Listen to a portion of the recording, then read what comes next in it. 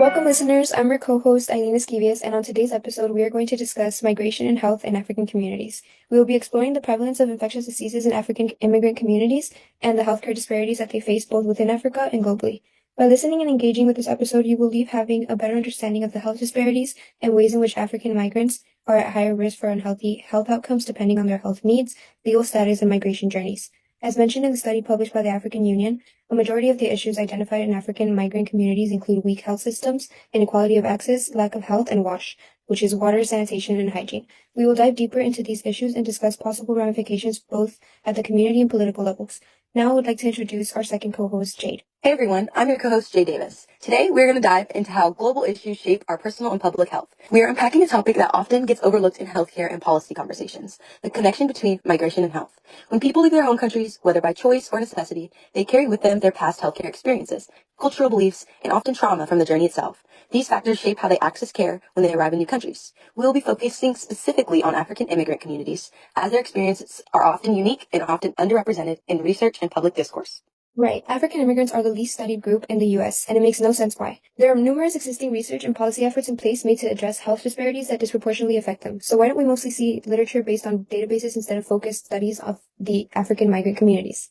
The study published by BMC Public Health shows that this is mainly due to two main reasons: an absence of research and funding on the topic, and the misconstrued view that all the Black population in the U.S. is the same. Consequently, these views create a greater health disparity, bearing serious health effects on African populations in the U.S. specifically. The study highlights some of the main themes identified by African immigrants and their negative experiences with the U.S. healthcare system.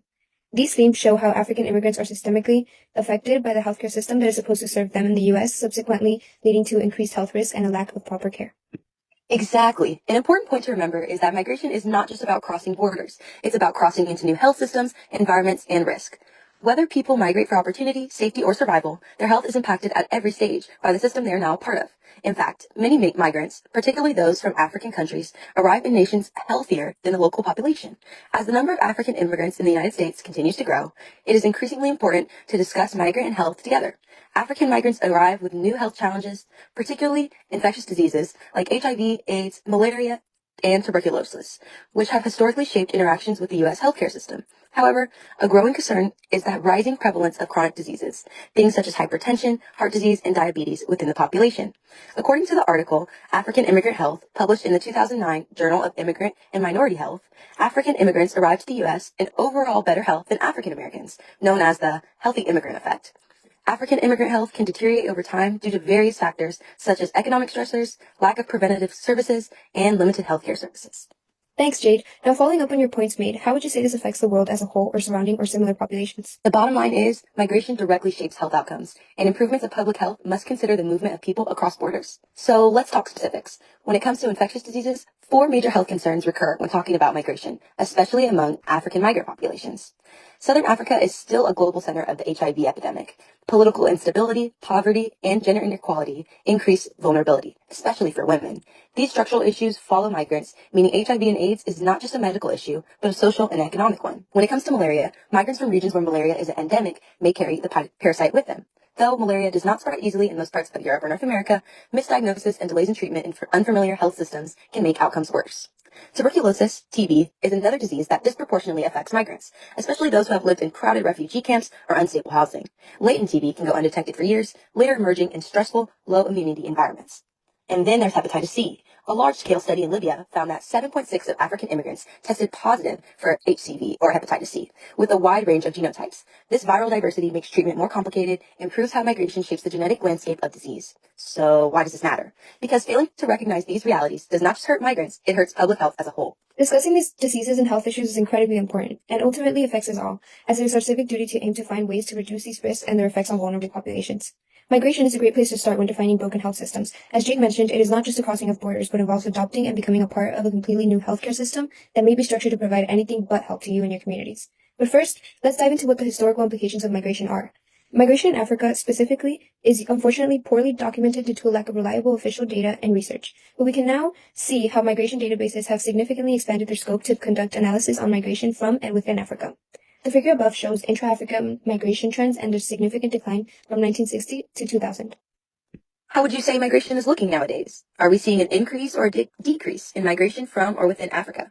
And what are some of the initial drives? Well, new data shows that while intra-African migration has declined, it is not a complete halt, and we do continue to see migration from Africa to other parts of the world. And historically speaking, African migration has historically been shown to be driven by political tensions and economic factors. Right. And would you say there's a specific difference between healthcare outcomes in internal and international migration? I would say there are some notable differences based on our research. For example, and as I mentioned earlier, African migrants in the US seem to be at greater risk for healthcare disadvantages than Africans in Africa. Also, let's take a moment to define the different types of migration and how these can have similar or contrasting effects on their respective occupants. Internal and international migration are prominent risk factors for health and access to healthcare with most migrant communities. Internal migration refers to the movement of people within a single African country, where people mostly relocate due to environmental changes, economic factors, or other kinds of conflicts.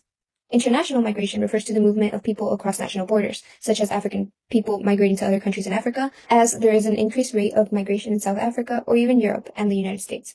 Now that we have defined these important differences in migration types, we can dive in deeper into how these forms of migration affect African migrants specifically. A 5-year cohort study exploring healthcare utilization in South Africa, published by BMC Public Health, highlighted how non-migrants were significantly more likely to access health services in the preceding year as compared with migrants, and that individuals with a diagnosis of a chronic condition and/or positive HIV status were most likely migrants.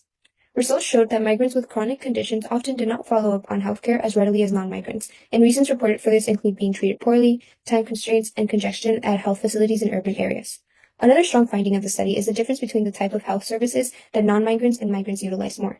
With migrants utilizing more private health services and traditional healers, which are at a higher financial cost than government healthcare facilities, suggesting that migrants might be more willing to pay higher prices to receive a higher quality of care, but at a lower frequency. Ultimately, we see that migrants are at a higher risk for missing checkups, follow-ups, and regular doctor's visits due to the lack of accessibility and convenience in accessible healthcare. Migrants should not feel like they have to pay for private health services to be able to receive quality or at least decent care, as this puts them at risk for fewer visits, possibly negatively affecting their pre-existing health conditions and concerns, as several migrants are diagnosed HIV positive or with a chronic illness, which are health conditions that require more constant care than someone with no pre-existing conditions would.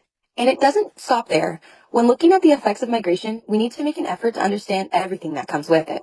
Let's start with the big picture. Migration is not just a journey, it's a disruption.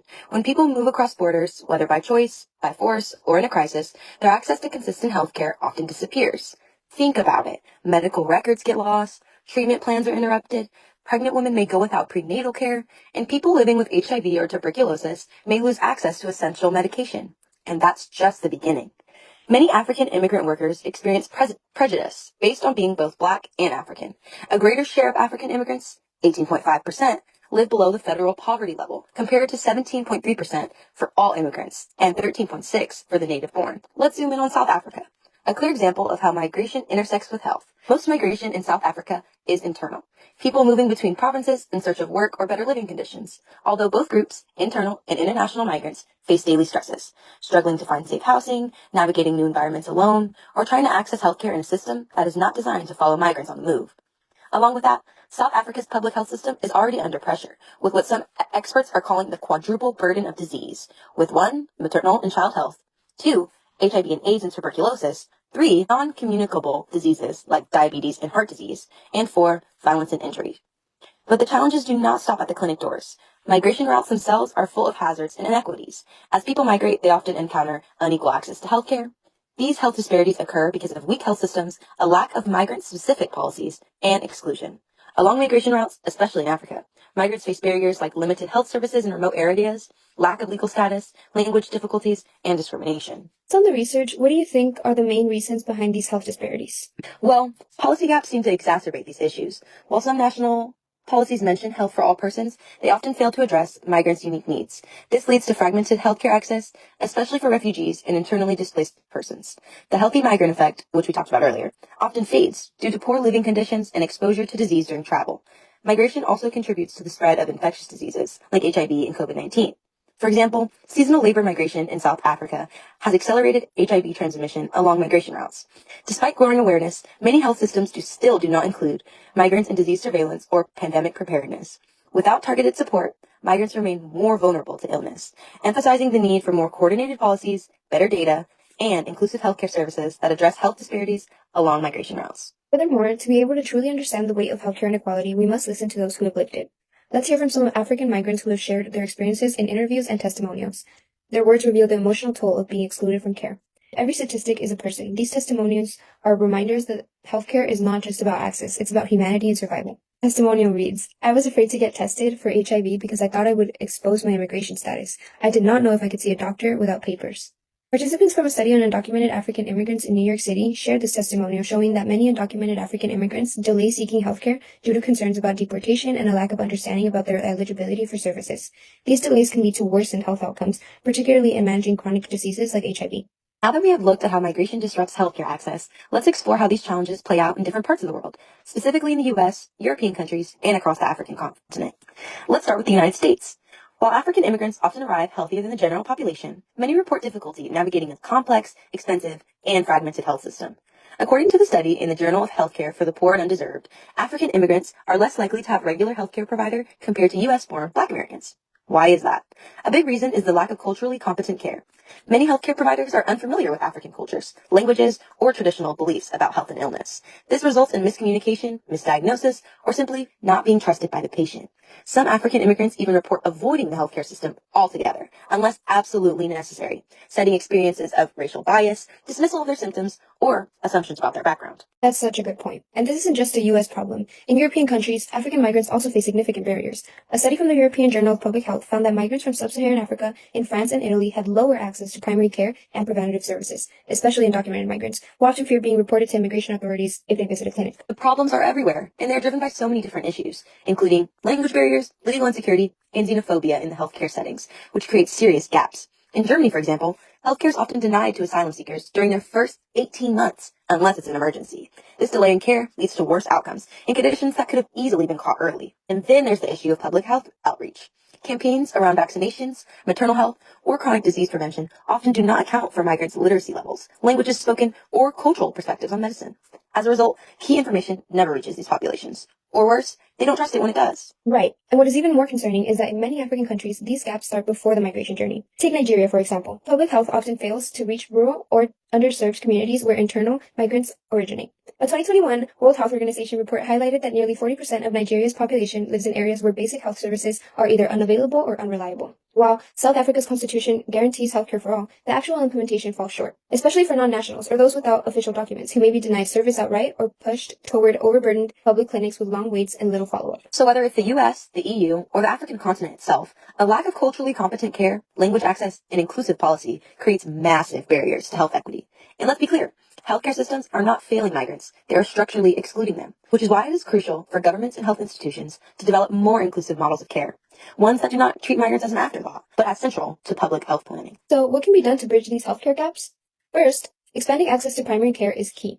Studies show that migrants with a regular doctor are more likely to receive preventative care and better manage chronic conditions. Second, mobile clinics have proven effective in reaching migrants in remote or underserved areas. They bring care directly to people, especially those afraid to enter formal systems due to legal status or cost. Third, we need multilingual health campaigns. Public health messages should be delivered in languages spoken by local immigrant populations using community radio, WhatsApp, and trusted cultural channels. And finally, we need inclusive healthcare policies, ones that protect undocumented migrants, ensure coverage regardless of legal status, and train providers in cultural humility, such as offering better primary care access, mobile clinics for migrants, especially in rural areas, creating larger multilingual health campaigns, and creating and passing policies for inclusive coverage for all. There are also so many ways that we can improve the current system. We have none. Through means like informing and educating migrant populations through connections with community health workers, creating WhatsApp campaigns, radio commercials, SMS-based alerts, and even billboard advertising these services. We can also increase collaboration with local leaders and religious institutions through community efforts and truly make a difference at every level. Now, before we wrap up, it's also important to talk about something that's often overlooked, but deeply critical: trust.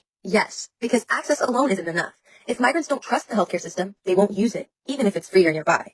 Many African immigrants bring experiences of medical neglect, discrimination, or even exploitation from both their home and host countries. That's why building trust is essential. It starts with healthcare workers showing cultural respect, using interpreters when needed, and taking time to understand a patient's background. Community-based outreach also plays a big role. Partnering with local African churches, cultural centers, and advocacy groups can help bridge the gap between providers and patients. When people feel seen and respected, they're more likely to seek care, follow treatments, and return for follow-ups. Trust isn't a luxury. It's a foundation for real, effective healthcare. All in all, we've covered how migration exacerbates existing health vulnerabilities. And to offset these issues, structural and systemic changes are required to provide a meaningful and truly impactful change for African migrant populations. Yes, there is a lot of room for improvement, innovation, and an increase in outreach and care. And we'll invite you to learn more and support more inclusive healthcare policies in the future. Thank you very much for tuning in. Until next time.